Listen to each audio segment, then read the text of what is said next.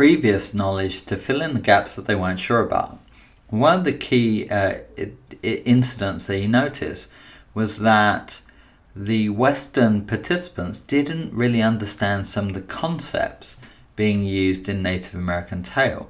So what they did was they filled in their own ideas that were closest in their culture to it. And this shows that they had a schema that they were applying to this particular story to fill in the gaps. Here is the War of the Ghosts. You can pause it, have a look, see if you can identify the areas that are perhaps less familiar to you.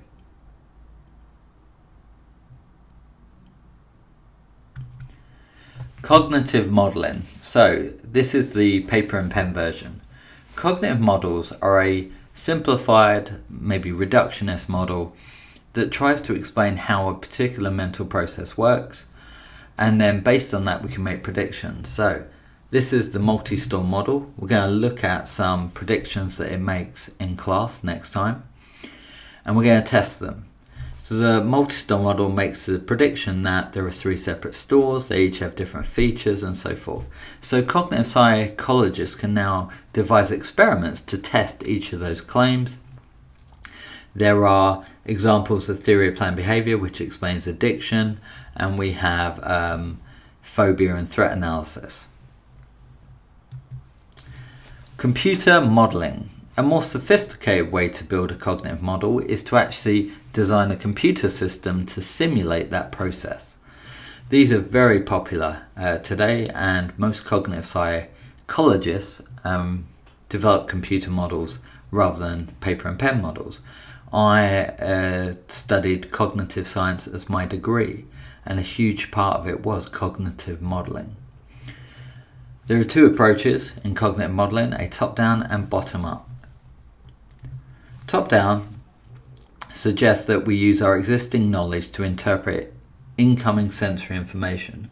So if you're building a robot, essentially, you build one that already has some information stored in its memory banks.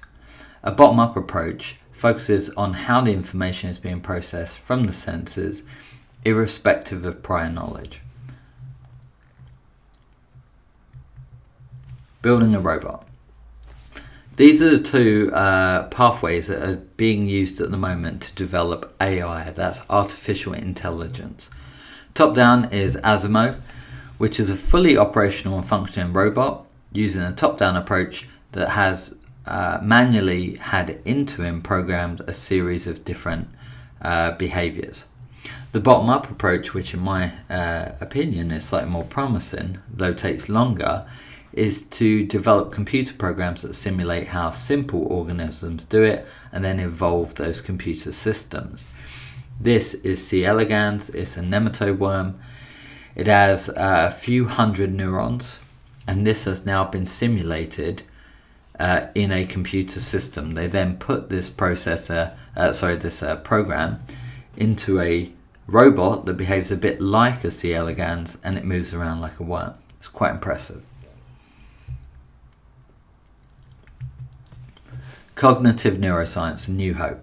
So one of the most interesting and promising areas in the future is cognitive neuroscience. It takes cognitive psychology, adds in biological scanning techniques such as fMRI or PET scans, and it can give you like a memory test and then analyze which areas of the brain are active when you're trying to recall. In that way, attempt to localize the physical place that the memories exist. And this deals with a problem of cognitive psychology, which is its over-reliance on self-report, which can be a little biased at times, or introspection. Evaluation. There are many limitations to the cognitive approach. Skinner criticised the cognitive approach off the bat, suggesting that its emphasis and use of subjective methods such as self-report, i.e. questionnaires or interviews, and introspection means that it's less objective. Rogers, who is one of the founders of humanistic psychology, argues that it relies too heavy on laboratory studies and that these findings can't be generalized. And the information paradigm sees